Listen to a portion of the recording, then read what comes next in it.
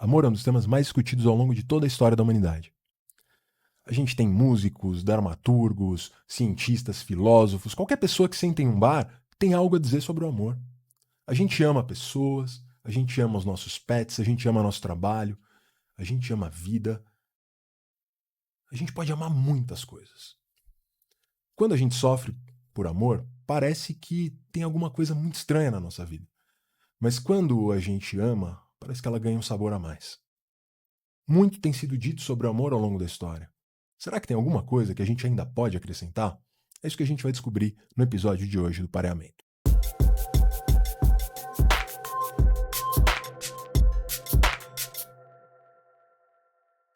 Esse é o Pareamento, um projeto do Instituto Par para promover um diálogo entre as ciências do comportamento e outras áreas do conhecimento. Meu nome é Henrique Ângelo, sou um psicólogo, analista do comportamento e hoje nós vamos debater o amor. Antes da gente começar a nossa conversa, eu quero te lembrar que os nossos episódios estão disponíveis no YouTube, no Spotify e os cortes vão estar disponíveis também no Instagram e no TikTok. Para a gente começar o episódio de hoje, a gente vai debater o amor. Eu chamei aqui duas pessoas incríveis para debater esse tema comigo.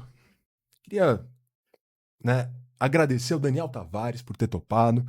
O Daniel, ele é ator, produtor cultural. A gente está se conhecendo hoje, mas foi super recomendado por uma grande amiga que eu tenho um baita respeito. Eu tenho certeza que vai ser incrível. O Daniel já realizou trabalhos na televisão, nos cinemas, no teatro. Você está em cartaz agora com uma peça, né, Daniel? Isso. Brian Brenda. Brian Brenda. Conta um pouquinho pra gente o que... Tá. O Brian Brenda, a gente está no Teatro Paulo Heró. É uma peça que fala muito sobre identidade, tem um elenco super diverso e fala de um caso real da psiquiatria dos gêmeos, Brian e Bruce. Na verdade, eles têm um acidente, um deles, né? E ele tem o pênis decepado por uma operação. E aí um médico psiquiatra fala, a solução é criar como menina.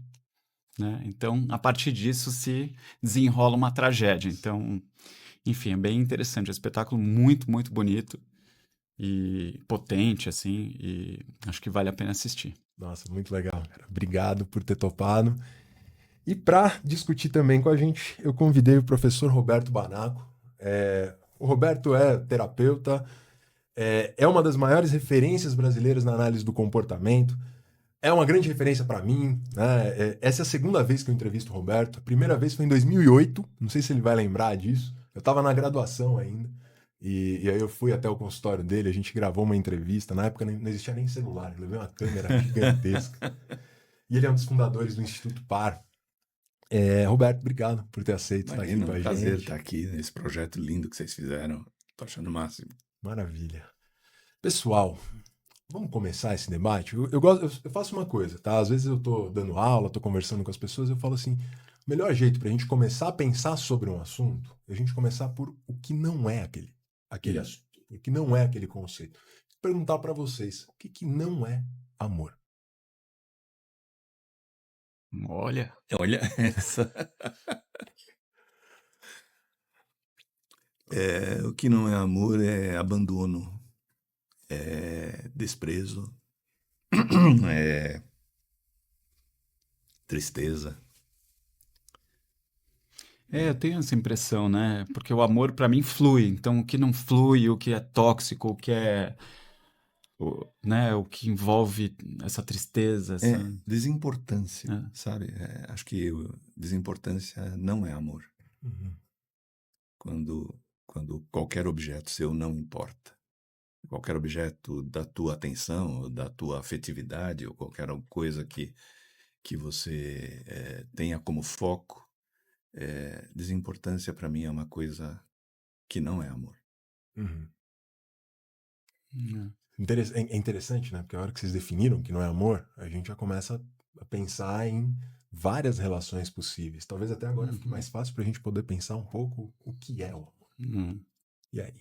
Mas só retomando isso, engraçado, eu tô lendo, por coincidência você me chamou para fazer para falar sobre amor, e aí eu tô lendo um livro da Bell Hooks, que tudo sobre amor, que realmente é um livro, não terminei, né, falei, nem tenho, enfim, total ciência sobre todo o livro, mas ele é tão apaixonante, e aí ela fala até dessa história do crime passional, a pessoa que ama demais matou, e ela fala, não, Não, a gente não pode associar o amor a uma coisa como a morte, por exemplo, como um assassinato. O amor é bom, o amor flui, né? Então isso não é amor, né? Você chamar um crime de passional é você associar o amor a uma coisa tão negativa que não faz sentido, né? Então, eu concordo plenamente com essa morte, né, que é violenta e que é para eliminar o outro. Mas eu penso num amor, por exemplo, de eutanásia, em que você Ah, vê a pessoa sofrendo muito, né? Ela não está conseguindo, ela não tem mais como viver, e a manutenção dela em vida, né, é uma coisa que faz o sofrimento acontecer. Eu acho um ato de amor você desligar tudo, não, eu também acho. né? Então, o problema não é a morte, né? Ou não é a aniquilação. Acho que, de novo, o problema é a importância que você dá para o outro enquanto sujeito, enquanto um tema, enquanto alguma coisa Hum. que seja foco mesmo de afeto ou de importância, né? E no caso da eutanásia, às vezes a pessoa também quer, né? Às vezes a Né? As pessoa duas. quer, Então, às vezes a pessoa quer. mas no caso do amor passional né, do É, crime passional é é, uma coisa que a pessoa é. tira a vida de outra sem que a outra, Sim, porque a outra não está mais amando, né? exato, Porque é até exato. é um individualismo, se a gente for É, parar para pensar, né? Sim, Um crime passional no qual eu vou tirar a vida da pessoa que eu amo ou de uma outra pessoa, é um individualismo muito grande. Eu não é, estou olhando para o outro, né? Eu não, estou olhando para mim o mesmo, eu estou outro é olhando para minha exato. É própria narcísico necessidade, isso, né? o outro é desimportante. exatamente. E isso eu acho que é interessante porque, o exemplo da eutanásia, eu estou olhando para o outro. Tô, Eu tô olhando, o outro tem uma É, importância grande na minha vida, é né? empático, né? é, Isso. Exato. é, O amor parece que envolve empatia. sim, sim. Interessante. Porque a gente vive um tempo curioso, né? Hoje em dia a gente tem visto cada vez mais um individualismo mais exacerbado. Como que vocês enxergam, né, esse individualismo, por exemplo, se a gente fosse pensar nesse amor como oposto a esse individualismo? Eu tô pensando que nos tempos de hoje talvez seja raro existir o amor. Eu estou lembrando aqui da Paula Toller, né? Eu gosto muito dela e da obra dela, e nos anos 90 ela que povoava o nosso ouvido, né? Com a voz dela, que eu gosto muito também, e do Kid Abelha e mesmo do Leone. É, E aquela música que é um dos hits dela, que ela fala Eu quero você como eu quero, é muito interessante, né? Porque é um jogo de palavras muito interessante, porque parece que assim, nossa, eu quero você como eu quero você, né? E por outro lado eu quero você do jeito que eu quero. E o Leone mesmo depois escreve eu te recriei só para o meu prazer. Então, é esse amor dos anos 90, né, que é a base para essa coisa que a gente está vivendo agora. Uhum. Eu vou criando um mundo em que só importa o que eu quero, só importa o que eu sinto e só importam as minhas regras. As minhas regras que são para você, porque para mim são outras regras. Isso é a antítese do amor, porque o outro vira um objeto, ele não é um sujeito. E você usa como se ele fosse uma camisa que você escolhe. Eu vou lá e pego uma camisa, e não importa a vontade dela, porque ela não tem vontade, Uhum. né? Então, o outro acaba sendo um objeto e não um sujeito. Então, para mim, no amor, é você considerar o outro como um sujeito, qualquer coisa. Uhum. A história pode ser um sujeito, Uhum. né? E a história vai me explicar um monte de coisa, por mais que eu não queira, ou por mais que aquilo me desagrade, né? A ciência vai me explicar algumas outras coisas, por mais que aquilo me desagrade. Enfim, a política vai me explicar. Então, são sujeitos que vão interagir comigo, e eu tenho que lidar Uhum. com ele com uma importância, porque ele está me dizendo alguma coisa e eu devo ter alguma coisa para dizer para ele. Então, nós estamos numa relação. A outra relação que a gente está vivendo é uma relação de utilidade, de utilitarismo. Eu tenho uma caneca que eu uso a hora que eu quero e devolvo a hora que eu não quero. Eu não tenho uma relação de troca, né? Mas quando eu tenho uma caneca que eu respeito, né, que eu tenho aqui como uma coisa que tem um valor para mim, eu estou, de alguma maneira, amando essa caneca. Ela é parte de mim e ela interage comigo, Uhum. né, de uma maneira que é muito importante. E isso vai aparecer no amor romântico, ou no amor filial, ou no amor de alguma coisa. o amor, você falou de pet, né, ali atrás. Então, tem algum momento em que o pet vira um objeto. Muita gente tem o pet porque é bonito, porque é da moda, porque ele denota uma certa classe social, porque os cuidados dele são muito caros e você tem alguma coisa para fazer. Então, você não tem um amor pelo pet. Você desfila com o pet, né? Mas não é você quem cuida, não é você quem passeia com ele, naqueles passeios necessários. Você não o respeita enquanto um sujeito nesta relação. Então, para mim, tem muito essa questão de você ter uma pessoa que interage com você, com a vontade dela, com a representação que ela tem na sua vida, com essa importância que ela tem na sua vida. Uhum. Engraçado, você estava falando sobre individualidade, né? Uma sociedade que cada vez mais provoca que a gente seja indivíduo, sucesso pessoal e tal. E isso é quase, né, incompatível com ter amor, que é entrega, que é empatia, que é precisar do outro, ou trocar com o outro, não precisar, na verdade. Interessante, porque parece que diz, não, você não precisa do amor, não. Você vai lá, tem sucesso, tem dinheiro, tem isso. Como um medo do amor fracassar, ou como uma coisa menor na nossa vida, né?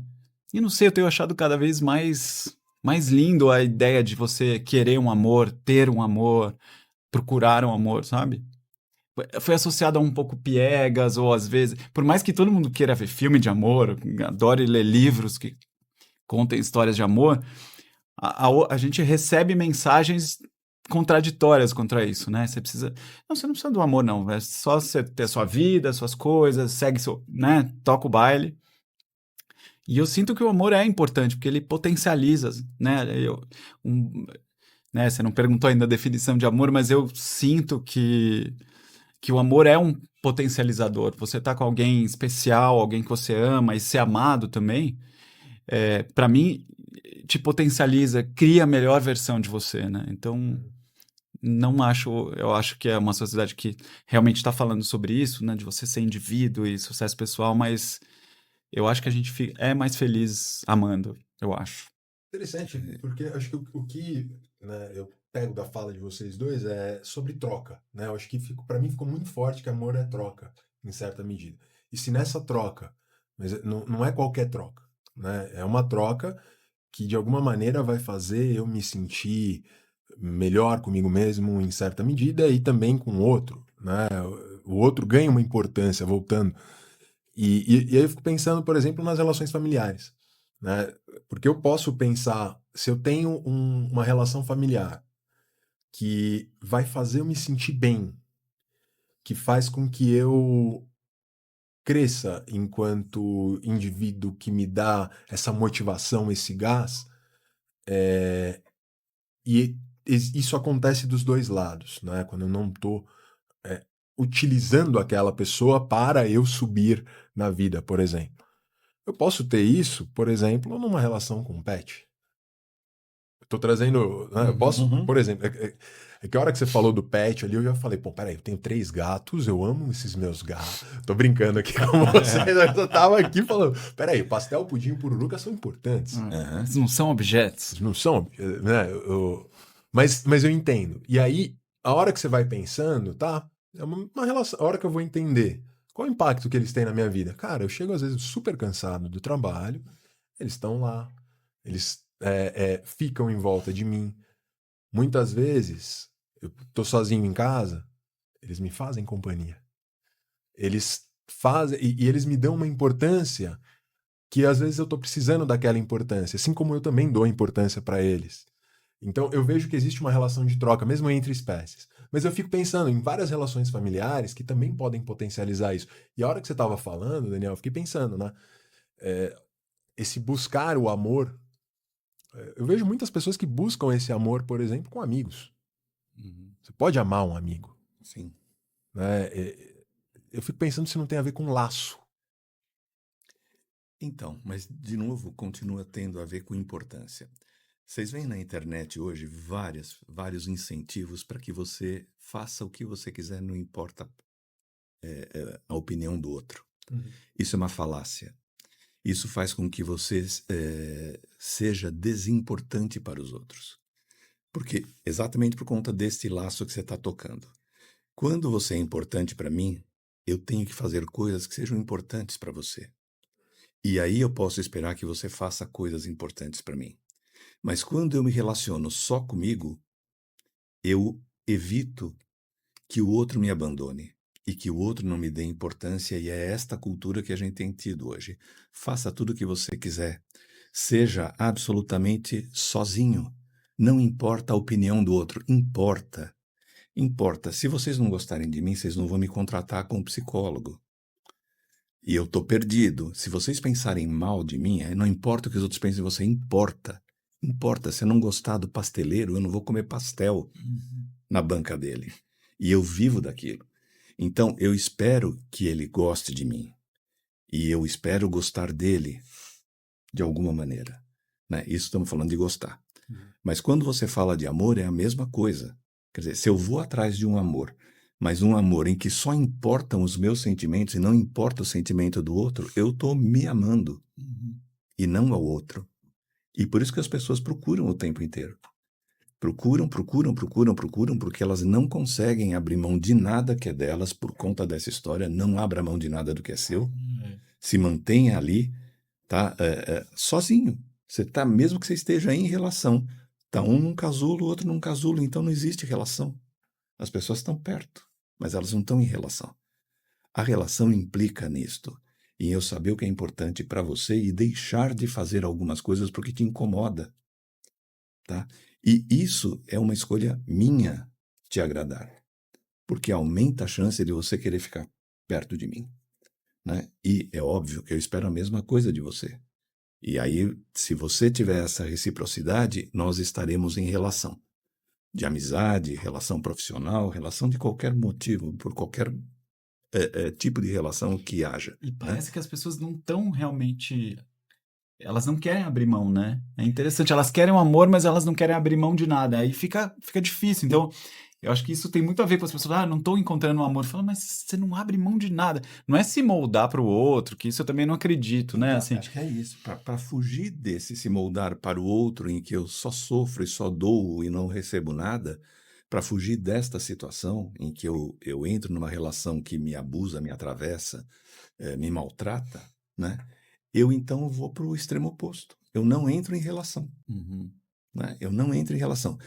Eu costumo falar para cliente adolescente. Né? Cliente adolescente, quando vem para a sessão, ele fala, não, eu quero ser o oposto do meu pai. Você está tão sob controle dele quanto se você quisesse tê-lo como ídolo. Mas então como é que eu faço? Você faz assim, você olha para o seu pai e você seleciona. Tem coisas do seu pai que são boas, não tem? Tem. Então você seleciona aquelas que são boas. E outras que você critica, não tem? Tem. Então, a essas você faz diferente.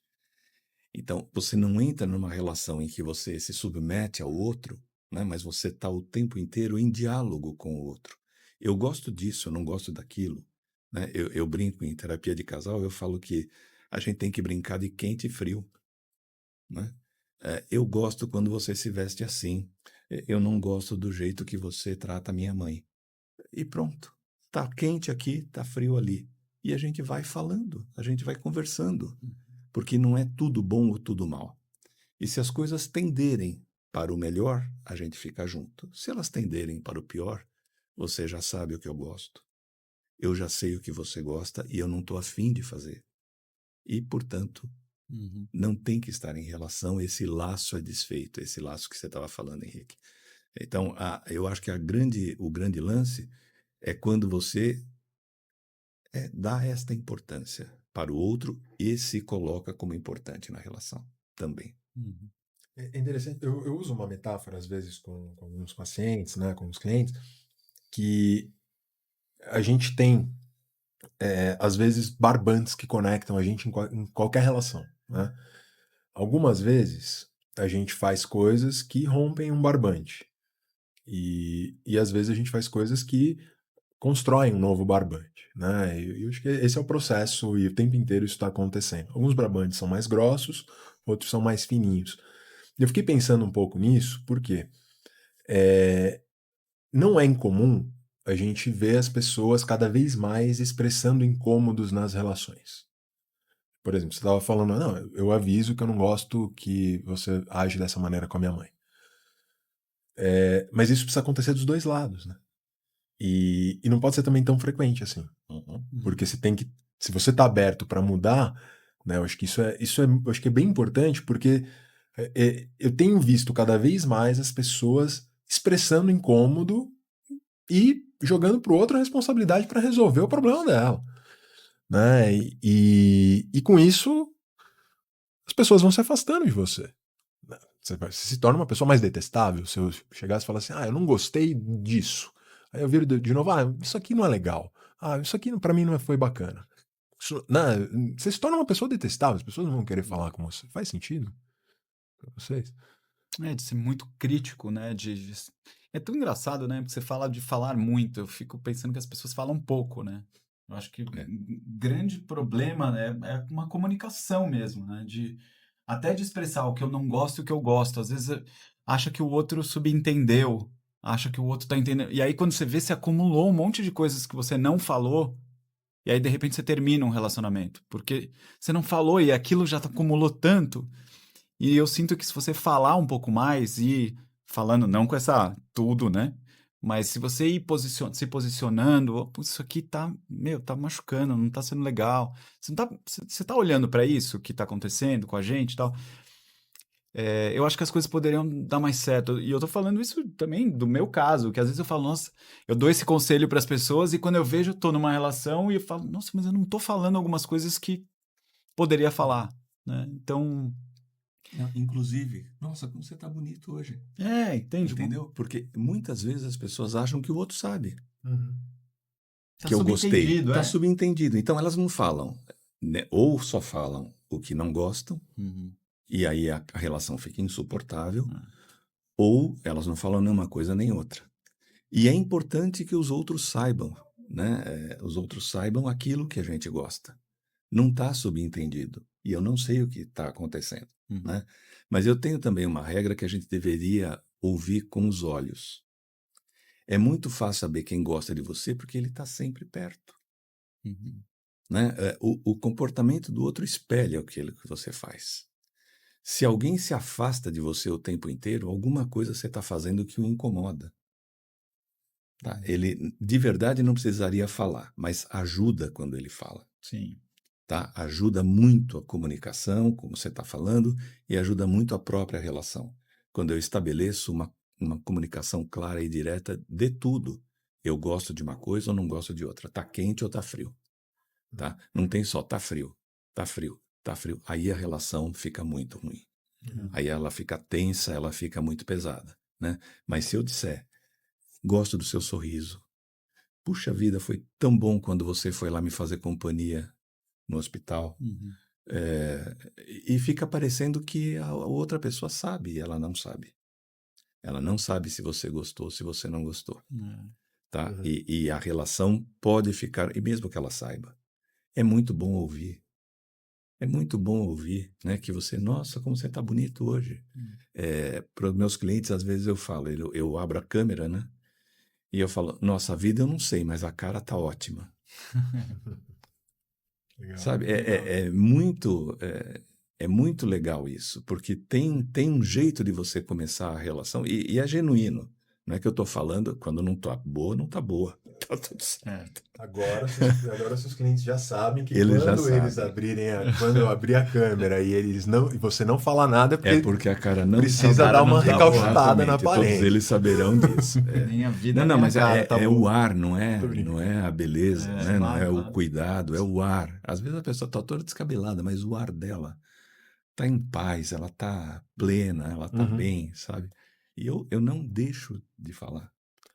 Eu não deixo de falar. É uma coisa importante, eu acho. E sobre importância, né? Você repara no outro quando você fala isso, né? E aí quando você...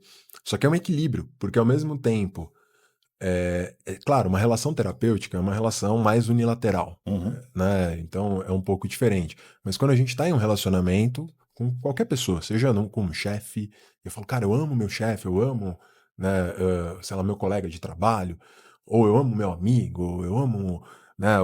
A minha esposa, eu amo minha mãe, eu amo meu pai, né? Todas as relações aí são relações de uma pessoa para outra. Quando a gente está falando sobre isso, a gente precisa ter esse equilíbrio em algum sentido, né? Tanto de olhar para a gente quanto de olhar para o outro. Uhum. Com base no que vocês estão falando, me pareceu um pouco isso. Faz sentido? Sim, sim, faz todo sentido. E você sabe que é interessante porque pesquisas que a gente leu e utilizava lá nos anos 80 também, mostravam que se você tivesse numa família, né, falando de terapia familiar, Uhum. se você tivesse numa família uma relação de 5 interações positivas, você aguenta uma crítica. Uhum. Quando você tem muitas críticas, a relação familiar fica infernal. Mas o número que eles chegaram lá, fazendo uma série de observações, era que 5 interações positivas suportavam muito bem o clima bom de uma crítica que você tivesse para o outro. E a gente usa isso muito até hoje, né? Eu falo, ó, vamos fazer um jogo agora, né? Antes de fazer uma crítica, você tem que encontrar 5 elogios genuínos Legal. para a pessoa. E dá super certo. Os casais começam a levar isso, eu pergunto na outra semana, e aí, como é que foi a semana? Nossa, foi ótima. Foi ótima porque o clima ficou bom. Ficou bom e aí e ao mesmo tempo elas puderam se expressar, né? É claro, tem coisas para serem construídas, né? Uma relação você constrói, você desenvolve, ela muda o tempo inteiro, né? É um processo. Então, desse jeito, a coisa rola bem, Sim. entende? E crescer num lar que tem mais amor ou cuidado, isso eu acho que deve, bom, ser mais especialista, eu tô falando isso na teoria mesmo, né, na ideia. Você crescer num lar que tem amor, que tem isso, que tem esse cuidado, acho que deve facilitar na sua vida adulta para as relações, né? Para como você vê o amor e quem você procura e como se estabelece as relações, né? E no mínimo você está trabalhando a autoestima. Imagina uma pessoa que é elogiada, elogiada, elogiada, genuinamente elogiada por coisas que ela faz, por coisas de que ela pensa, por coisas que ela trabalha, por coisas, enfim, ela é elogiada o tempo inteiro. Então, isso para autoestima é uma coisa básica, né? Eu vou fazer uma pergunta com base em perguntas que já me fizeram, tá? Que é esse excesso de elogio ou uma família que elogia em excesso. Isso não pode gerar pelo contrário, isso acaba gerando uma pessoa dependente disso. Eu tenho minha opinião que é um pouco diferente, mas eu acho que esse é um ponto para a gente debater. Até pensando em vários sentidos, né? Num sentido tanto das relações familiares quanto até do próprio relacionamento que você estabelece com alguém. Porque parece do jeito que você fala que assim, você acaba ficando dependente de que o outro te dê você faz uma coisa bacana, mas você precisa que o outro fale, é bacana pra você acreditar que que aquilo é realmente bom. Mas não sei, eu acho que se for genuíno, se for uma parceria, se for isso do Perfeito. estar junto dessa troca, não é um elogio pelo elogio, né? Não, É o vamos crescer junto, é tipo, tô te potencializando. É aquela história que eu tava falando antes. Não é o elogio só porque, não, vou te falar que tá ótimo o seu trabalho e não tá. Uhum. Mas tá ótimo, porque você tem que elogiar. Não, eu acho que quando você acredita que tá ótimo, em algum momento você vai falar, esse trabalho não tá tão legal. Então aquele tá ótimo, pô, eu posso acreditar junto nisso também, sabe? Sabe que eu lembrei uma vez que eu estava conversando com pais e aí a gente estava debatendo que os pais eram muito críticos, né? Eles começaram a querer elogiar o desenho que o menino fazia. Era um menino pequenininho, só que o menino desenhava mal pra caramba, gente. Né? Assim, ninguém podia dizer que ele seria um artista. E os pais, eles exageravam no elogio em um nível que era: nossa, mas que desenho maravilhoso! Nossa, você vai ser o próximo Picasso. Eu falei assim, só se os critérios de arte mudarem bastante na nossa cultura. Né? E aí, eu acho que a gente cai nisso, na parte do genuíno, né? Porque não é genuíno. Não adianta você falar pra alguém que tá fazendo alguma coisa que não é legal. Vai ser um desserviço ali. Exato, Pra né? pessoa e pra sociedade. Sabe que é uma coisa engraçada, né? Falando da minha infância, eu lembro que na época a gente tinha o grupo escolar, né? Então a gente fazia os primeiros 4 anos num grupo escolar e depois a gente tinha um exame de admissão para ir pro quinto ano. que não era quinto ano, mas era a primeira série de não sei o quê. Uhum. E na minha escola, no meu grupo escolar, eu era o melhor aluno. Tinha distintivo de líder, tinha aquelas coisas todas, tal, então eu me sentia o máximo. Aí eu fui fazer o vestibulinho, né? Que não chamava vestibulinho, mas a gente fazia um exame de admissão. E eu peguei 13º lugar. Aquilo me arrasou de um jeito, mas de um jeito, que eu falei, meu Deus, eu não sou mais o primeiro. Eu não sou mais o primeiro, e aí eu comecei a perceber que o mar era aberto ali. Né? A gente, na época, fazia esses exames para poder entrar numa escola pública, que eram as melhores escolas, né? Que a gente tinha. E aí eu comecei a perceber que todos aqueles elogios que eu tinha tido, eles serviam para dentro de uma lagoinha. Uhum. E agora era mar aberto, vinha gente de todo canto. E que eu era bom, mas eu tinha que ser bom entre os bons. E que não dava mais para ser o melhor. E não importava mais ser o melhor. Uhum. Então, essa questão do elogio, ela tem a ver com isto. Seu filho pode ser lindo para você, pode ser lindo dentro de algumas coisas, mas vai haver uma estética no mar aberto que ele não vai responder a ela, tá? E ele tem que ser, sei lá, bonito ou alguma coisa, ou nem tem que ser bonito, ele tem que ser, sei lá, exótico, ele tem que ser, tem 1000 outras formas de você atrair pessoas. Mas quando ele passa a acreditar que ele é o único, o Uhum. melhor de todos, ou não sei o quê, ele está fadado a encontrar depois a solidão. Uma frustração, Uma né? frustração enorme, enorme, porque aquilo não vale no mundo e Uhum. não é genuíno. Ele vale para aquela lagoinha que é a família. E aí você cria pessoas cada vez mais individualistas, porque vai Sim. ficar preocupado Por sempre com o isso, próprio desempenho. não importa a Sim. opinião do outro. O que Sim. importa é que você é lindo. Não, não.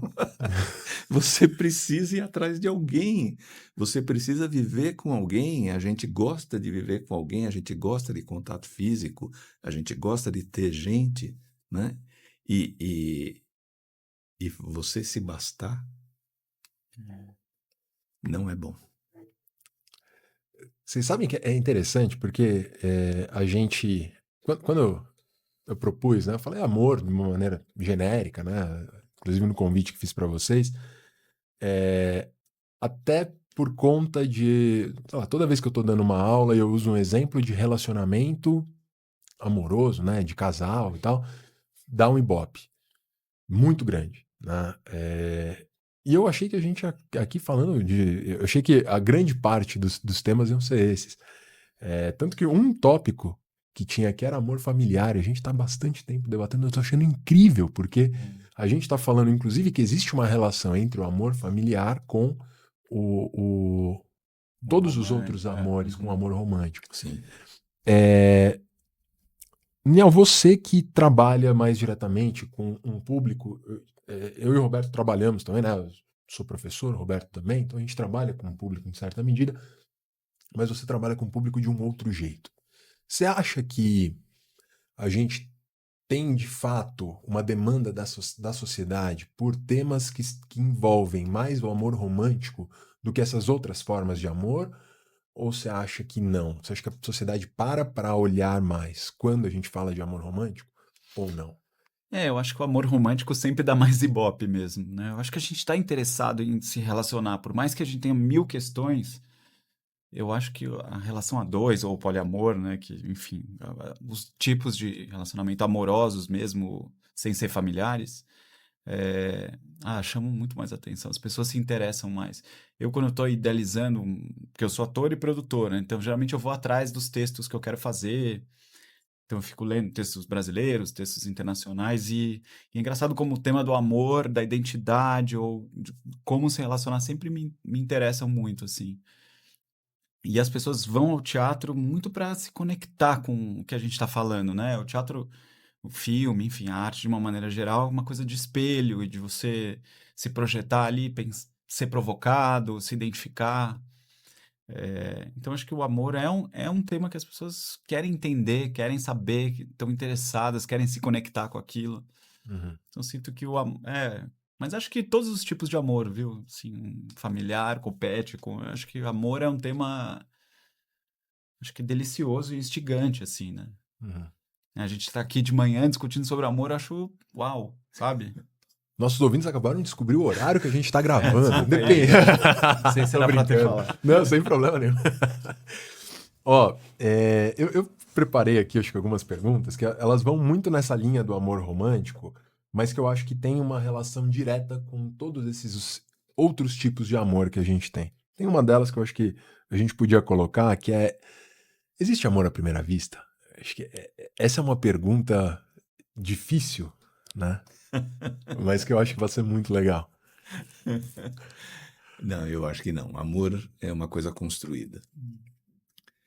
E é interessante porque as pessoas também são instigadas, né? Elas são instadas a procurar por o amor que é a paixão. A paixão é sofrimento. Então não é à toa que a paixão de Cristo, que a gente acabou de viver agora, é feita de espinho e cruz e prego, né? Essa paixão é aquela que te leva para o nirvana e te derruba. O amor é equilíbrio. O amor é tépido, o amor te abraça, o amor te aquece, ele te conforta, Uhum, né? Então ele é equilibrado, ele não tem grandes emoções, uhum, ele não tem grandes coisas, grandes emoções, mentira, porque todas essas emoções, a calma, a paciência, o sossego, são emoções também, né? Mas a gente está acostumado a pensar que é paixão, é sofrimento, é não sei o quê, é êxtase, não. Coisas tépidas também são emoções. Mas o amor é uma coisa construída. Você tem que encontrar um equilíbrio. E é por isso que eu sou obrigado, ou se eu quiser fazer uma relação amorosa, eu tenho que dizer o que eu gosto e o que eu não gosto. uhum, Que é para o outro saber onde é o meu limite, e eu tenho que reconhecer onde é o limite dele. E a gente tem que encontrar um equilíbrio que não fira a mim e não fira o outro, tá? Então, eu posso fazer coisas pelo outro sem entrar em competição, sem falar, não, você me fez isso, então agora eu vou fazer aquilo. E a gente acredita que quando eu conto para o outro o que eu gosto e o que eu não gosto, o outro vai ter poder sobre mim. uhum, Não, não. Eu adquiro um poder que é, se o outro está fazendo agora que ele sabe, é porque ele está fazendo de propósito. E eu gosto mais ou menos dele. Provavelmente eu vou gostar menos se ele fizer. Então, o amor à primeira vista é um termo, né, que a gente fala de quem tem uma forte atração. Eu olho para alguém e, por N razões, pode ser o cheiro, pode ser a forma, pode ser o tamanho, pode ser o sorriso, pode ser um monte de coisa. Eu tenho uma forte atração por aquela pessoa.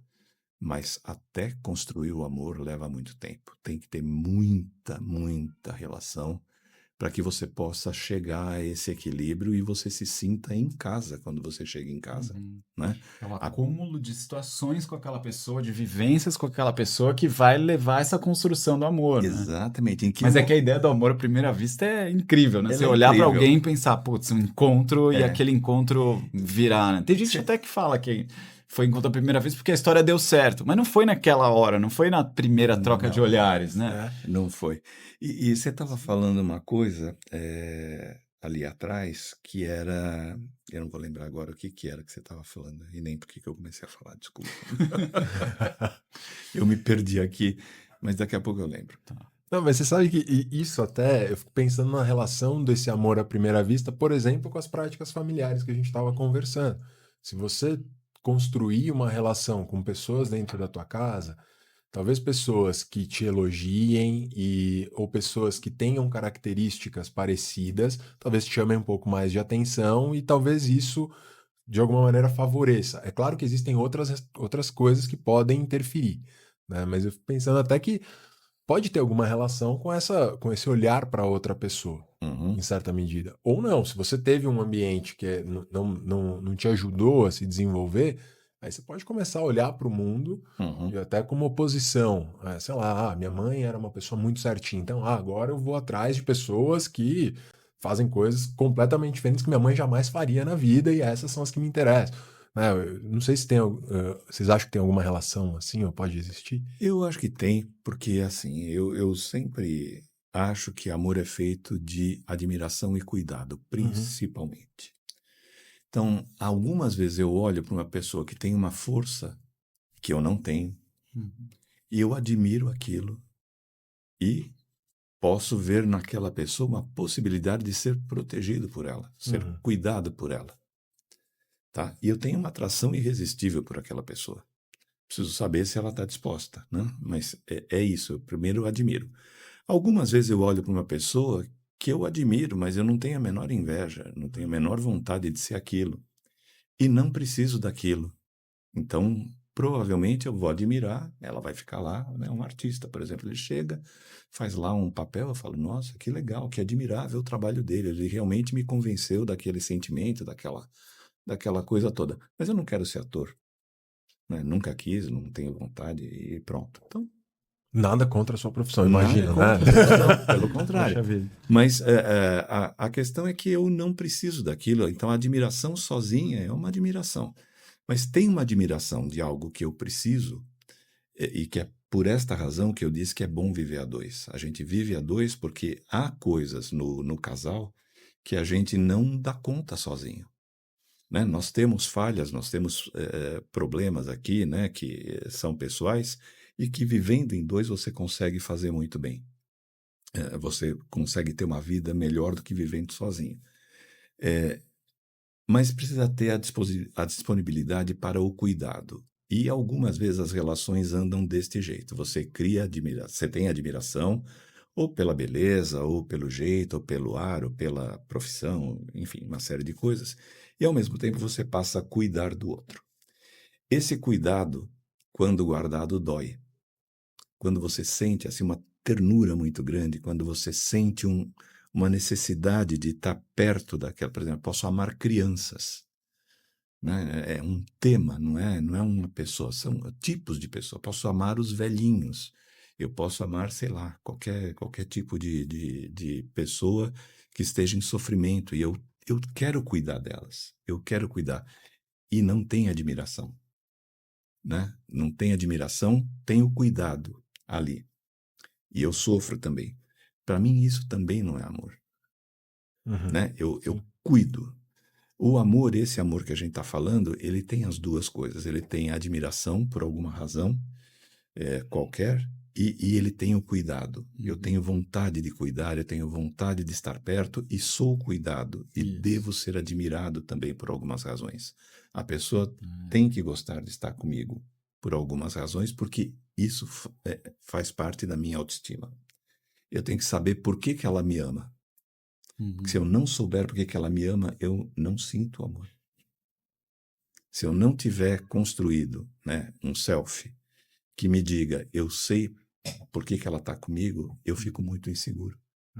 E aí começa o outro pedaço do nosso tempo, que é a paranoia.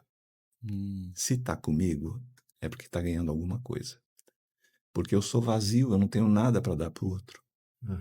E se eu não tenho nada para dar para o outro, eu não sei por que ele está comigo.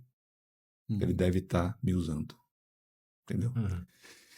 Então, é uma relação sempre de admiração e cuidado. Admiração e cuidado. E dos dois lados, né? Dos sempre, dois lados. Para E você tem que se manter esse sentir equilíbrio. Exato. Então. Exato. E essa é a vantagem de você estar em dois. Por isso que eu falei ali atrás que estar em dois é uma coisa importante. A gente sempre fica melhor em dois por conta disso. Agora eu vou ter que fazer uma pergunta polêmica. Eu já sei. Olha. Essa foi complexa. Por quê?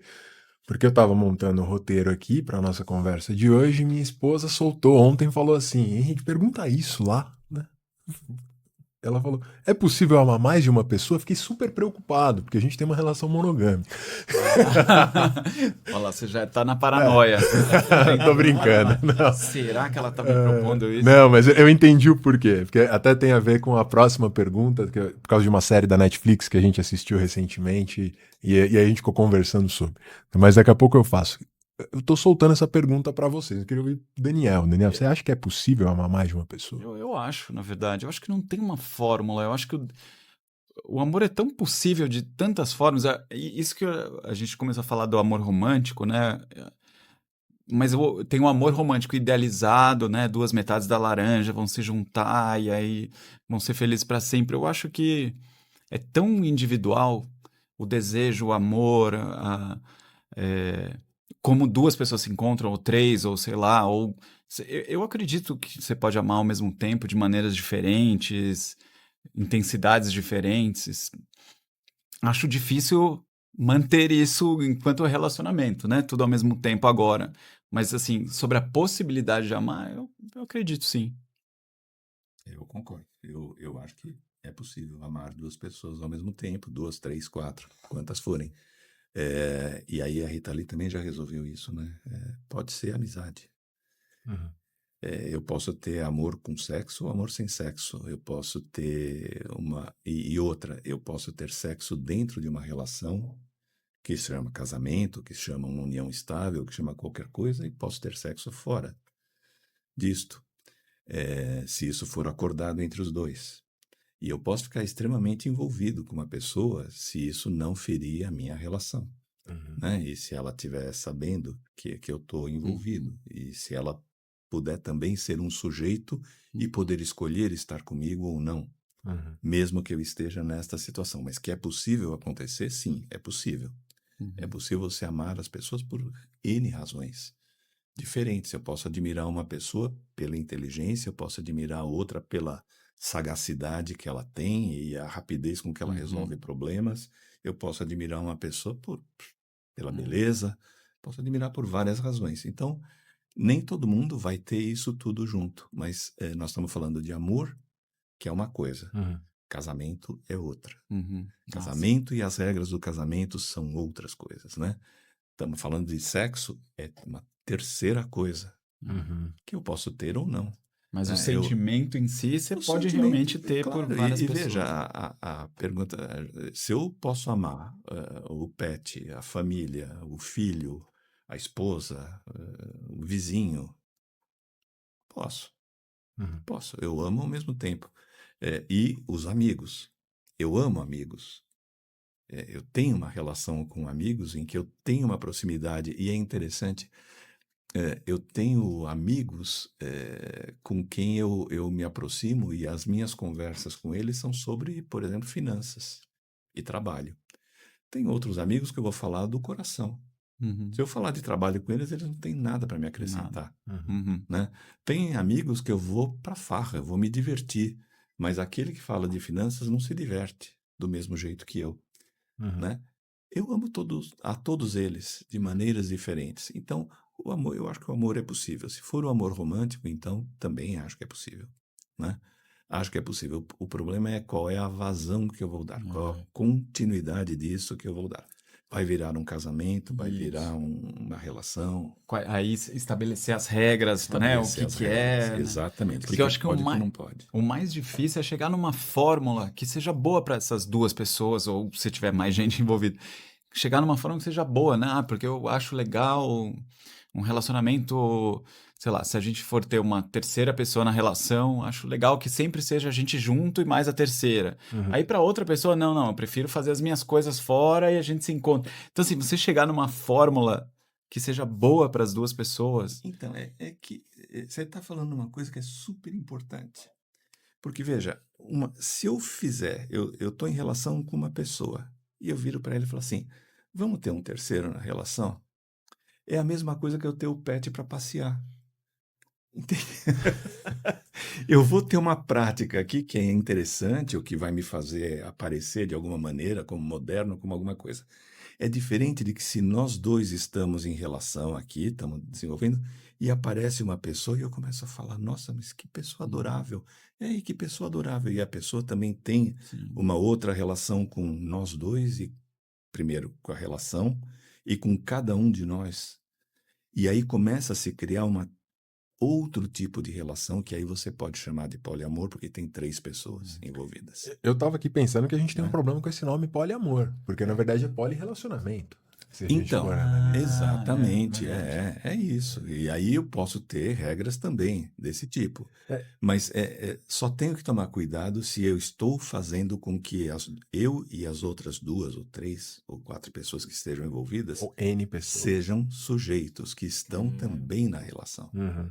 E que estejam bem na relação. Uhum. Mas senão não tem sentido. Aquilo é outra coisa. É sexo, acabou. Isso, aí é separado, né? Separado, outra, separado, é é outra só coisa. sexo, diversão, fetiche, isso é uma Isso, coisa. Agora, o qualquer coisa. amor, O amor é outra coisa. Você sabe que a série que a gente assistiu que gerou essa eu ia pergunta perguntar qual que era a foi série. O Problema dos Três Corpos. Nada a ver, uma série de ficção científica que saiu agora, que debate física. Eu sou nerd pra caramba, adoro essas coisas de física. E tem na física o problema dos N corpos. O que acontece? Né? Você tem 2 corpos celestes e você consegue prever claramente o que vai acontecer numa relação entre 2 corpos, 2 astros. Por causa da força gravitacional, então você consegue prever o movimento deles. Mas quando você adiciona mais um corpo, mais 2, você começa a ter N corpos, isso vira caos. Então a física não consegue prever, e aí ela começa a utilizar de vários artifícios matemáticos para tentar minimizar o caos que ali está instaurado. Eu fiquei pensando nisso numa hora que a gente estava falando sobre relacionamento, né? Será que a gente não tá. Será que não tem essas questões que se torna cada vez mais complexo na medida em que a gente vai adicionando corpos nesse sentido? Então, se você olhar a prática cultural, o solteiro não é convidado para a festa de casados. Porque ele desestabiliza. Uhum. Ele é um corpo solto que desestabiliza o que está estabilizado. Os casados estão estabilizados, tá? E você tem uma atração ali que está bem feita. Quando chega um elemento novo solto, ele desestabiliza tudo. Uhum. E aí começa a vigilância, começa uma série de coisas que não há quando você está numa relação de casados, né? Ou a menos, pelo menos.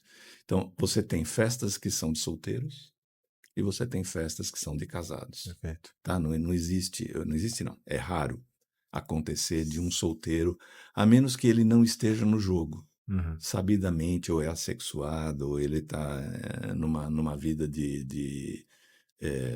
tem um nome para isso. Como é que chama aquela pessoa que não vai casar nunca?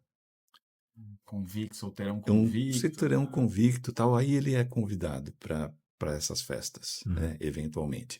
O que acaba acontecendo é que ele não vai. Mas a própria relação social, ela também reproduz essa observação da física que eu não conhecia. Vou ver a série.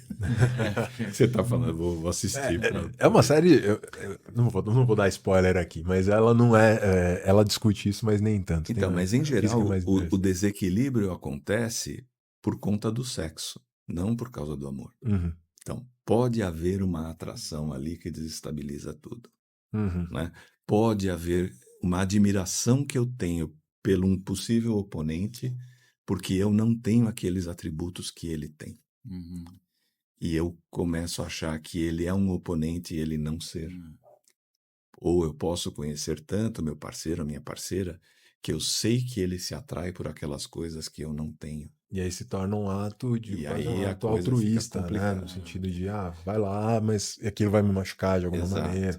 Exato. É difícil Então, o equilíbrio, né? o poliamor em si, eu acho que ele deveria ser também fruto desta vivência que vai se construindo e aí todo mundo se vê e fala, bom, parece que a gente está junto. Uhum. Então, estamos juntos. Mas, Né?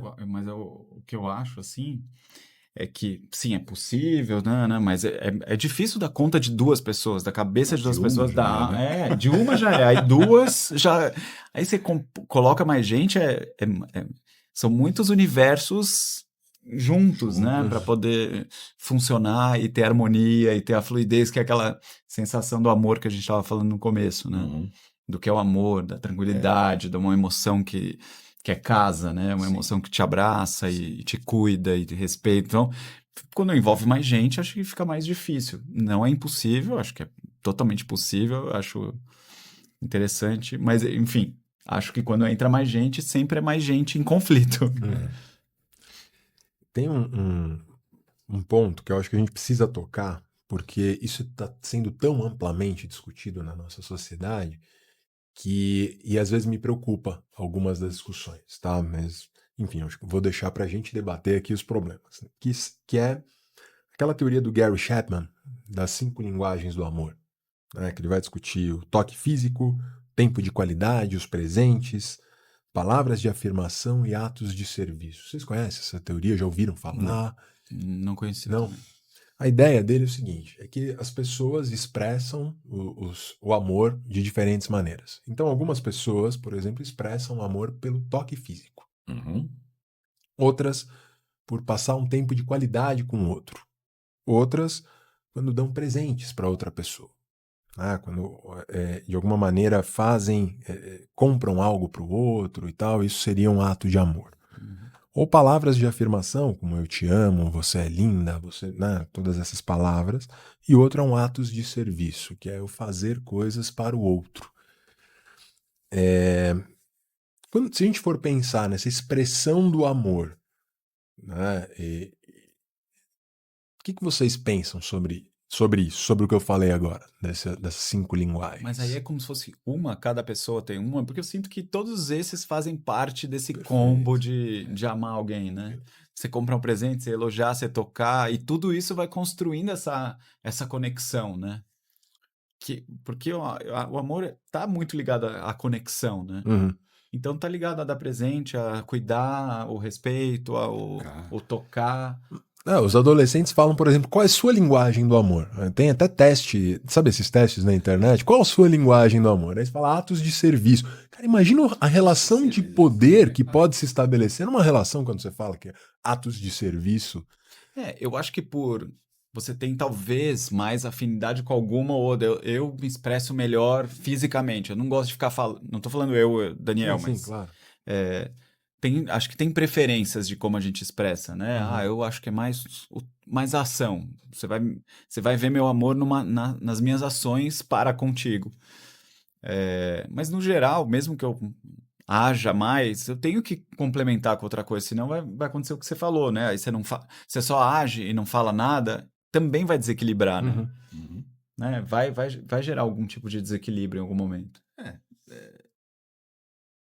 Sim, e acho que em alguns casos pode ser que não. Porque, por exemplo, eu lembro, já falei isso em podcast, a primeira vez que eu falei pro Denis, eu te amo, ele olhou para mim e falou assim, eu sei.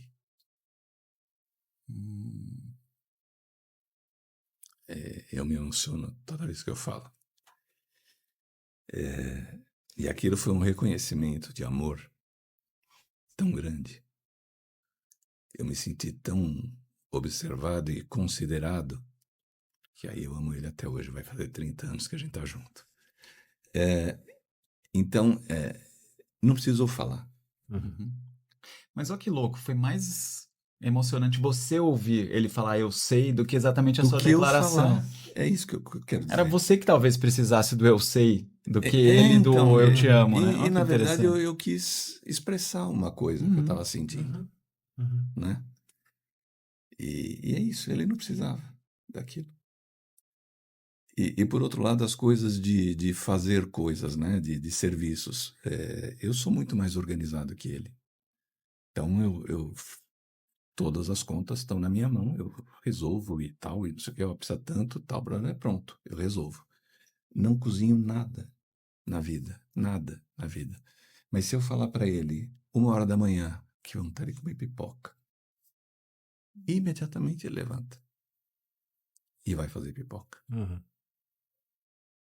Entende? E não se sente fazendo um serviço. É um prazer para ele fazer aquilo e é um prazer para mim, obviamente, receber a pipoca. Assistindo o filme. Claro, se você A pediu 1h da manhã. Mas são coisas que você faz. Acho interessante o nome, né? Ato de serviço, porque é uma partilha do viver que a gente vai fazendo e é isso que eu falo, com as habilidades que cada um tem. Então, ele não tem uma habilidade, deixa comigo, essa bola é minha. Tem que comer, essa habilidade é com você, a bola é sua. E ele pega e faz pelos dois, né? Se ele também falar para mim, olha, tá faltando tomilho, Uhum. para colocar num buquê, para colocar no molho de a hora que for eu levanto e vou comprar tomilho. Uhum. Não tem o menor problema em fazer isso. Então, talvez alguém não fizesse e falasse, você tá louco que você é essa hora debaixo de chuva para comprar tomilho. Faz sem tomilho. Eu não tenho o menor problema.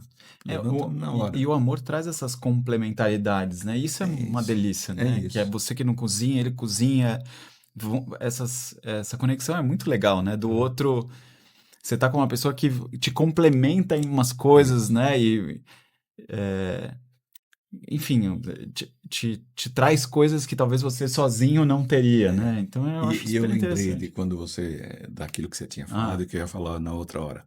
Eu uso muito quando eu vou dar aula de terapia de casal, eu uso muito a metáfora do Platão no Banquete, quando ele fala de amor, né? Quando ele fala do casamento.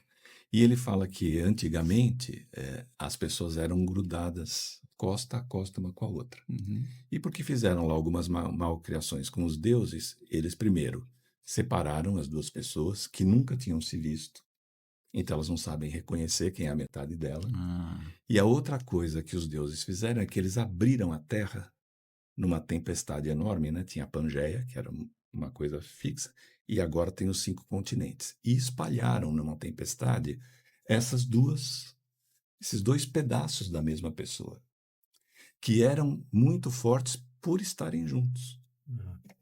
Então as pessoas ficam desesperadamente procurando quem é a metade delas. A ideia da metade da laranja vem daqui, é de uhum. Platão. Então a ideia é que você tem que procurar alguém que te complemente com aquilo que você não tem. Você tem uma visão de mundo aqui, e eu tenho uma visão de mundo que eu posso protegê-la do que é a vida e ela pode me proteger Uhum. daquilo. E é esse o sentido do estar junto, né? Esse é o sentido do amor. É quando eu me completo, né? Com o outro. E aí, quando a gente não tem esse equilíbrio, né, que a gente está conversando, e aí pensando nas 5 linguagens, isso, a gente está falando o seguinte, tá, beleza, eu posso ter um tempo de qualidade. Para mim, o passar, por exemplo, assistir televisão seria um tempo de qualidade, né, o toque físico ou presentes, dependendo, né, vai variando, mas acho que todas essas são formas possíveis de se expressar, mas elas dependem justamente da própria relação. Não existe a linguagem do amor sem você considerar que cada relação é única, né? Sim. E que cada amor é diferente do outro. Eu acho que às vezes eu vejo as pessoas usando as 5 linguagens do amor como, não, eu sou o tipo que gosta de toque físico, mas eu gosto de dar presentes. Cara, olha a relação de poder que se estabelece aí. Eu dou presente pro outro, se eu tenho dinheiro para dar presente pro outro, eu dou esse presente e você estabelece quase como se isso fosse uma estrutura de personalidade que a pessoa não consegue sair dali, né? E eu acho perigoso até. E até pensando nessas trocas, é, gente, amor à distância. Vocês acham que é possível? Existe desafios diferentes, mas é possível, não é impossível? Mais perguntas polêmicas aqui. Eu acho possível. De novo, né? As fórmulas podem funcionar para algumas pessoas e para outras não. Então, se esse casal tá de acordo com a distância e funciona, e também tem uma manutenção tá, pode ser a distância, mas a gente se encontra de tempos em tempos e aquele tempo que a gente se encontra é muito bom. Uhum. Se funciona, porque tem gente que quer o amor cotidiano, né? O amor cotidiano no sentido do físico, de precisar daquele físico todos os dias ou com mais frequência. Eu não acho que todo mundo é igual, todo mundo tem a mesma necessidade. Mas assim, a vontade de que o amor à distância vire um amor que não é à distância, acho que é mais interessante, porque um amor à distância que vai ficar para sempre, à distância não é estranho, assim, eu não acredito tanto. Eu acho que a distância talvez seja um caminho para que em algum momento eles estejam perto, assim, não sei. Teve um filme também, eu tô muito nos anos 80, mas vamos lá. Teve um filme com Anne Bancroft, chamava Nunca Te Vi, Sempre Te Amei. E era a história que ela se comunicava, ela começa a comprar livros de um livreiro, ela nos Estados Unidos, ele na Inglaterra, eu acho, não estou lembrando de detalhes, mas era isso. Ela comprava livros de um livreiro, ela começa a se corresponder. Na época ainda se escrevia cartas, né? E ela encomenda os livros e ele recomenda para ela: olha, você gostaria muito pelo que você já comprou, eu acho que você gostaria muito de ler tal coisa, vou te enviar. E se você gostar, você não precisa nem me pagar. Só se você não gostar, me devolve. E eles começam a criar uma relação à distância por cartas, não era nem por internet, Uhum. verbal. Uhum. Uma relação absolutamente verbal, não havia contato físico. E aí tem um momento em que ela pode ir para a Inglaterra, ela consegue uma passagem para ir para a Inglaterra e vai procurar por ele. E quando chega lá, ele morreu. Nossa. E ela sofre a perda de um amor ali, naquela hora. Então, eu acho que assim, existe um amor à distância, pode existir um amor à distância, porque, de novo, é uma questão de admiração e cuidado. Uhum. A convivência é uma coisa importante, mas é importante para tipos de relação: casamento, construção de família, planejamento de algumas coisas, né? Uma sociedade pode ser uma relação de amor. A relação que eu tenho com as pessoas do Paradigma é uma relação de amor, porque Instituto todo Par, mundo... Roberto. Instituto Par. Não, é que você Tô falou... brincando. Quando você falou da Roberta, né? Todos eles foram meus alunos e a gente criou um amor por um corpo de conhecimento, por uma série de coisas, tal, e foi crescendo, foi tomando outras formas, porque essa é outra coisa. A vida obriga a relação de amor a se transformar. Então, por exemplo, eu posso não cozinhar, mas se o Denis cai de cama e precisa de comida, eu posso não cozinhar, mas eu vou arrumar comida em algum lugar. Ou, eventualmente, eu posso até aprender a cozinhar, porque ele está impossibilitado de fazer isso. Por amor. Uhum. Por amor. Então, é uma tarefa que eu não faço, mas eu me transformo para poder manter a relação, né? E para poder viver aquela coisa que falta para os dois. E que ele está impossibilitado de fazer naquele momento. Então, são coisas que a própria relação de amor ela vai mudando e ela pode estar à distância, ela vai viver durante algum tempo, né? Eu tenho amigos de anos. Eu aqui, ele na Espanha. Tá? Veio uma vez para cá, amigo mesmo. A gente fala todo dia. Tá? É uma amizade muito grande. Ele sabe o que me diverte, eu sei o que o diverte, eu sei da vida dele, ele sabe da minha, e a gente tem uma relação de amor, amizade, à distância. Anos, sim, 20 anos. Né? E tem uma relação de cuidado, tem uma relação de preocupação, tem uma relação de contato, né? Nem que seja verbal. E eu conheço casos, obviamente, de pessoas que têm esse tipo de relação amorosa com outras pessoas. Tem uma pergunta que pensando nisso, você falou de amor como uma relação, né, verbal, ou seja, que é possível. E isso me fez pensar em uma coisa.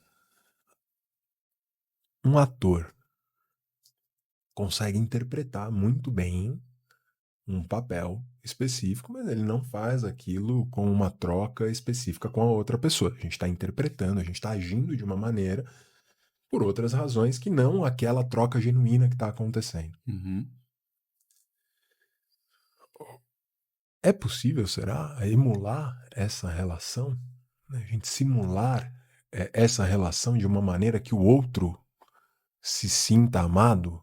Então, por exemplo, o Daniel interpretando um papel tal, e aí de repente a outra pessoa que está interpretando naquele momento, aquele papel fez com que a outra pessoa sentisse daquela maneira, mas você não se sentiu.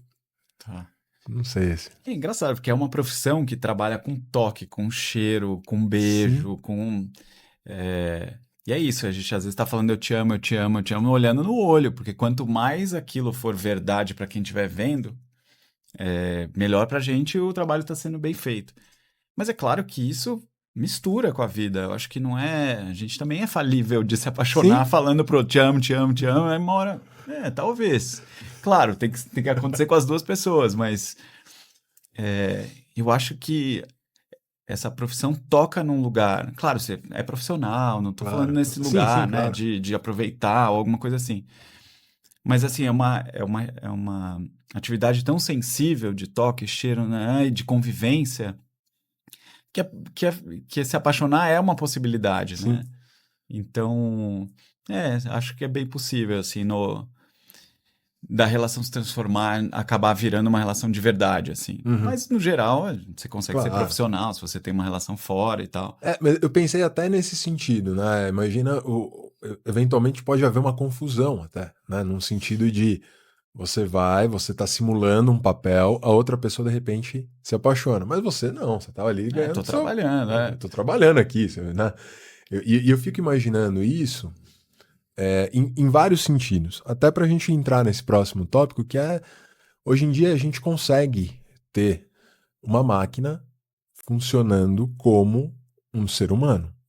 Percebe? Então, eu posso, por exemplo, perguntar eu posso ter uma inteligência artificial hoje. Você tem, por exemplo, não só o chat GPT, mas você tem inteligências artificiais generativas que funcionam como acompanhantes para pessoas que estão sozinhas, né? Você tem no Japão um movimento que faz com que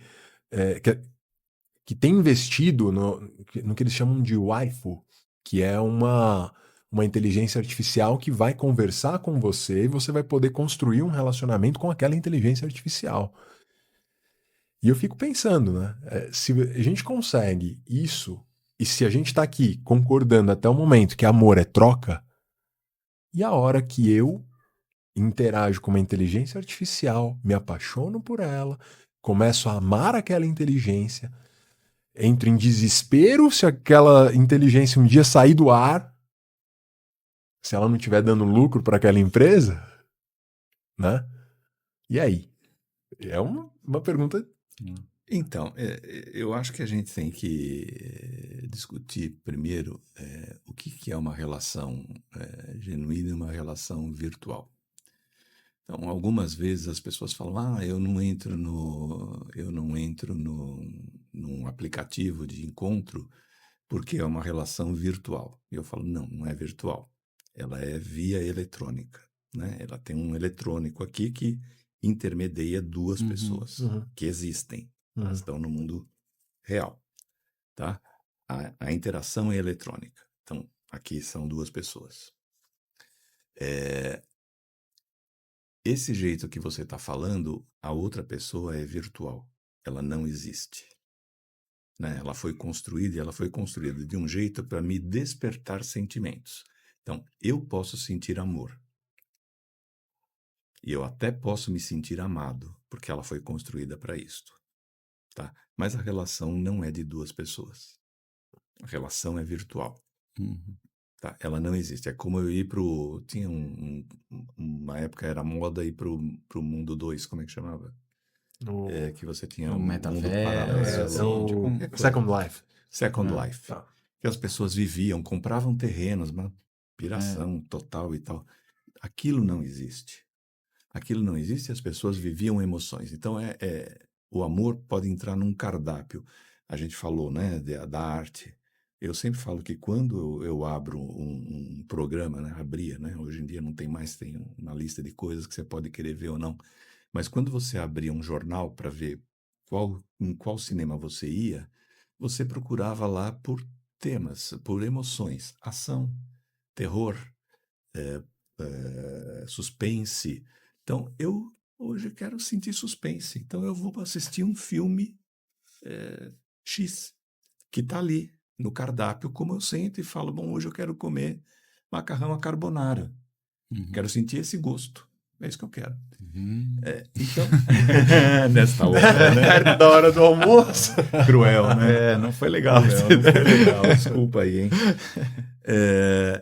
Mas eu escolho emoções, né? Eu gosto de assistir comédia, eu gosto de assistir drama. Tá. Ontem a gente estava conversando, eu estava na casa da Marina ontem, e o Ale estava mostrando um monte de filmes, né, para assistir, e o Denis falou assim, mas ele não gosta de assistir drama. Eu falei, gente, eu vivo drama o dia inteiro, eu atendo drama o dia inteiro. Então, quando eu chego em casa, eu quero assistir qualquer outra coisa, menos drama, né? Meu trabalho é esse. Não gosto não me sinto relaxando assistindo drama, eu me sinto estudando. Uhum. Então, são escolhas que a gente faz por emoções. Esse mundo que você está falando, esse mundo virtual, ele nos permite viver emoções, mesmo que o mundo real não permita. Mas a gente tem que analisar muito bem. É possível sentir? É. É saudável? Não. É. Uhum. Não, porque eu não estou me preparando para uma relação real. É. Tudo bem? Me parece bastante com aquela confusão que a gente estava falando, né? Se você for analisar, porque acaba não sendo saudável para a relação, Não. acaba não sendo saudável para a pessoa, você se confundir, por exemplo, né? E acho que tem uma questão mais interessante, né? Se você se apaixona por uma inteligência artificial, a gente tem que olhar para essa vida dessa pessoa, né? E do Essa- que ela está esquivando, né? Exatamente. O que que ela tá fugindo? O Do que que que... ela não quer É, viver de real? O que tá acontecendo nesse isolamento, né? Porque ela tá perfeito. isolada, né? É Que ela isso. não tá indo numa festa, não tá indo num aplicativo, ela não tá fazendo nada para encontrar uma pessoa real. Ela fez um movimento de encontrar alguém virtual. Ou seja, Que é assegurado para ela que vai dar tudo o que ela precisa. isso. Não tem rejeição. Porque é uma coisa que a gente não falou, na verdade, né? Porque o amor é incrível, Ana, mas ser abandonado, ou quando acaba, ou quando uma das pessoas, você tá amando e a outra pessoa não ama mais, aquilo não tá nos seus planos, tá no plano dela. Então, lidar com essa frustração, com essa tristeza, que é um luto, né? Quase sempre, se for realmente. Gera medo de ter um novo amor, gera medo de procurar uma nova relação. Então, essa relação virtual é quase uma fuga, né? Porque não vai dar errado, né? Ela é feita para isso. Ela é feita para Ela isso, é para feita não dar pra errado, isso. né? E é interessante, porque assim, eu tô cercado de amigos amigos e amigas que não estão namorando e estão com muito medo querem, mas estão com medo, porque as frustrações são tão grandes que elas estão pensando se vale a pena mesmo entrar numa relação, porque tem esse risco de sofrer, né? Uhum. E é genuíno, mas ao mesmo tempo é isso, a gente tá na vida nesse lugar de experimentação, de sentir, e vai sofrer em algum momento e vai ficar bem em outro, e, né, uma nova relação pode vir. Acho que o medo de ter uma nova relação é muito ruim, né? É, Te paralisa, assim, né? sim. Sim. É óbvio que o luto é muito forte em alguns casos e traumatiza, mas eu acho que ele nunca deve ser um fator que impede você de pensar na nova possibilidade do amor, né? Tem coisas que envolvem isso tudo que você está falando, que é uma necessidade de que as coisas deem certo para sempre. Essa é uma outra falácia que a gente cai quando chega no amor, né? Parece que eu encontrei o amor da minha vida, eu encontrei a minha metade, Uhum. né? Isso também não é verdade, isso aqui é uma fantasia, né? É uma falácia, né? Uhum. Uma fantasia no sentido de ser uma história legal de contar, Sim, né? idealizada, né? Idealizada e talvez uma fábula, sei lá como é que a gente pode falar.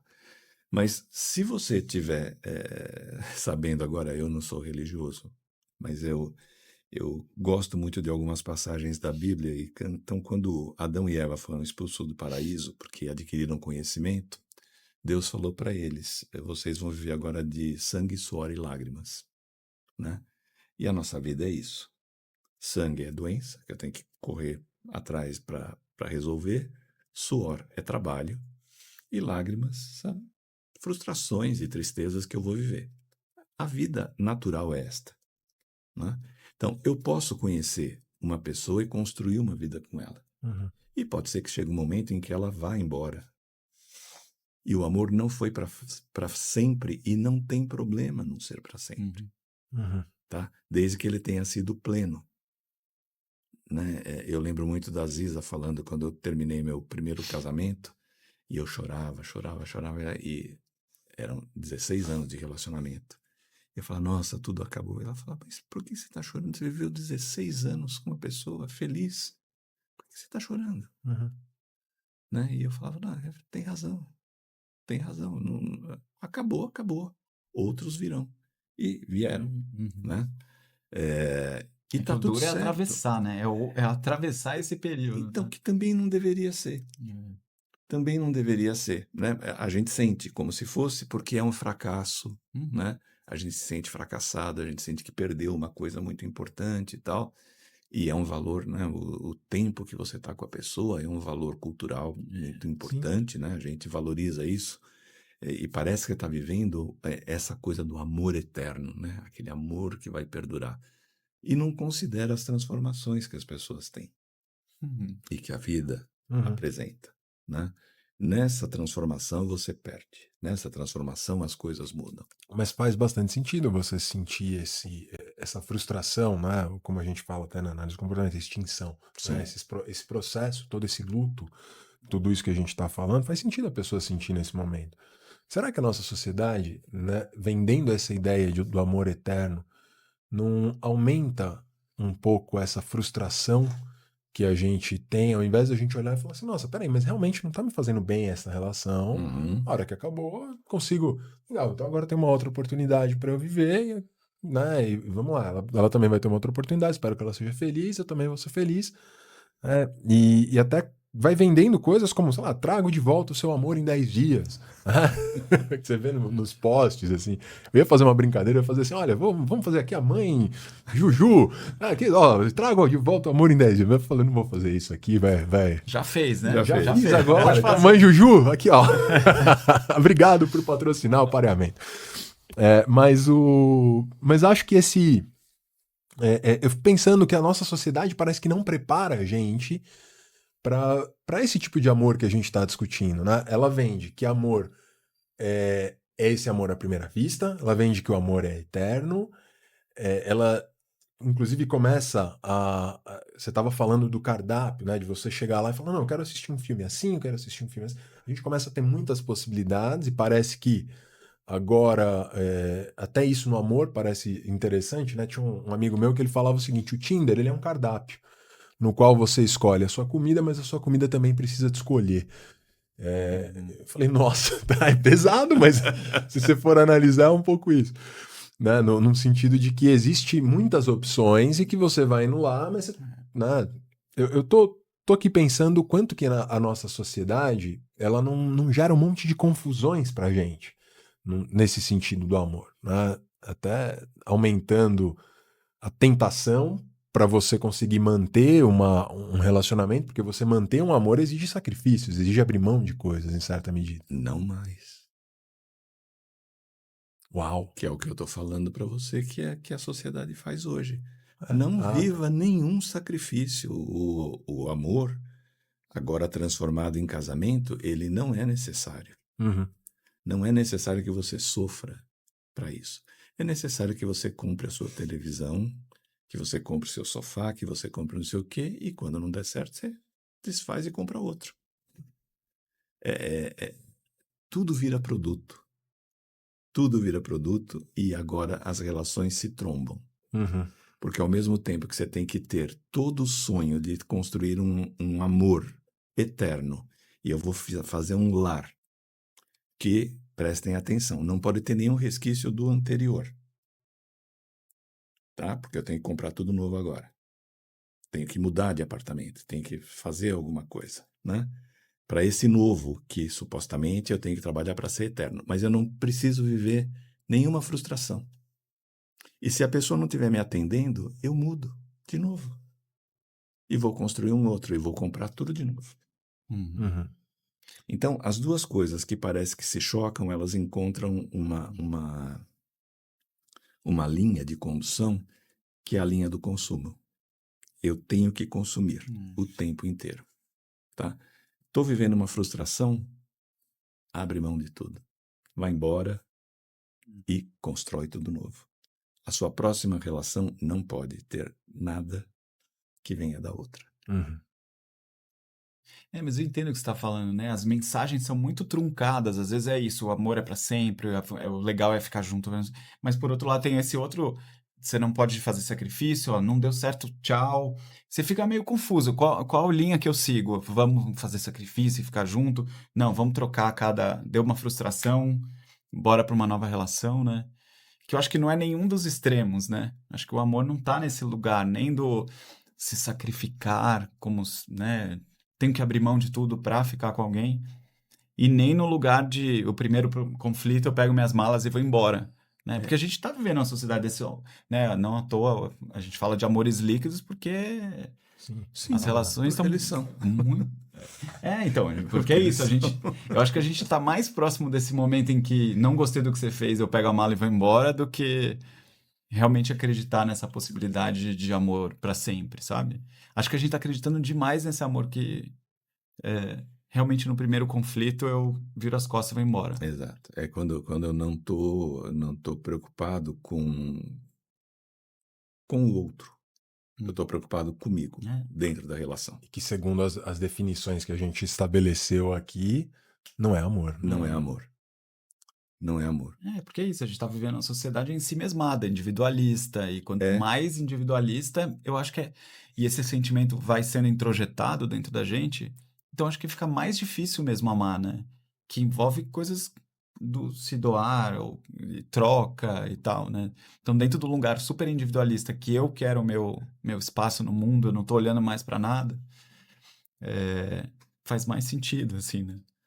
E tem uma coisa que a gente está falando e não está aprofundando, que eu acho que é quando você é rejeitado, né? Ou quando a outra pessoa morre, ou quando acontece alguma coisa que a gente sofre muito. E eu falei ali atrás que o cuidado guardado, ele dói. Uhum. Grande parte do sofrimento que a gente tem é porque o objeto do cuidado, o objeto do carinho, de estar ali cuidando daquela pessoa, não está mais disponível. E essa é uma dor Uhum. que a gente tem e que se promete o tempo inteiro que não vai mais fazer. Sim. Entende? Eu não quero mais viver essa história de eu ter um amor para dar e não ter o repositório desse amor. Isso dói muito. Uhum. Né? Isso, de alguma maneira, impede as pessoas de seguirem à frente numa história amorosa própria. Né? Eu tenho amores que eu passo pela vida e que eu vou construindo amores e amores e amores. E enquanto, como dizia o Vinícius de Moraes, né? Eterno enquanto dure. Mas eu acho maravilhoso. Eu acho maravilhoso. Isso faz todo Eu sentido. acho. Mas é isso, dentro desses critérios que nós estamos levando. Sim. Né? Quando a coisa começa a ser muito sofrida para o outro, o melhor ato de amor é libertá-lo. Uhum. Vai embora. Sim. Você não tem que ficar só porque eu quero. Tá ruim para você, eu tô vendo que tá ruim para você. Né? Alguns Ou filmes mudam mostraram. as coisas, né? Ou então vamos tentar resolver, ou, né? Realmente Tinha um não- filme com o Robert Redford. Se eu não me engano, eu não lembro quem era a moça, mas ele era um cara muito mais velho e ela eles ambos eram jornalistas. Eu não lembro E eu o não nome. lembro o nome dela e não lembro o nome do filme. Não era Rede de Intrigas, esse é outro filme. Mas e chega um momento em que ele fala para ela: vai embora. Vai embora. Você hoje está amando mais a sua carreira do que estar comigo. Então você tem que ir embora. Embora ele estivesse sofrendo muito, mas esse é o ato de amor. Uhum. Né? É você abrir mão daquilo que é importante para você em nome daquilo que é importante para o outro. Sim. Né? E Perfeito. Gente, pra gente encerrar, a gente começou com uma pergunta, que é o que não é o amor. E aí, pra gente tentar finalizar, eu queria ouvir de cada um de vocês uma frase, tá? Que tentar sintetizar um pouco, com base no que a gente conversou, o que é o amor. Nossa senhora.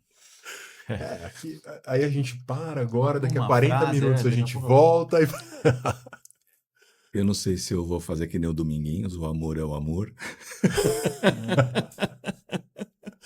Aí você vira, amor é fogo que arde sem se ver, é filho daqui da...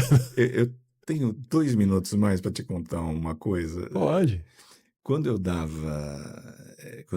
aula na PUC, a gente tinha uma disciplina que era pesquisa em psicologia. E aí não tinha abordagem, a gente orientava o que tinha lá para orientar. E uma vez eu estou orientando um grupo que queria fazer uma pesquisa sobre o amor. E eu comecei a tentar fazer aquilo que eu sei fazer, tentar definir o problema e tal. Não sei o que. E o cara falava, você é muito behaviorista para isso, não quero desse jeito, eu quero chegar lá e perguntar para as pessoas o que é o amor. Aí eu falei, tá bom, então vai lá e pergunta. Né? E aí ele foi e quando ele voltou, ele trouxe as respostas. Amor é a coisa mais linda do mundo. Amor é o que eu vejo a minha mãe sentir pelo meu pai. Amor, e não tinha aquilo que ele queria. Falei, tá vendo? Você precisa aprender a perguntar. Mas enfim, para mim amor é transcendência.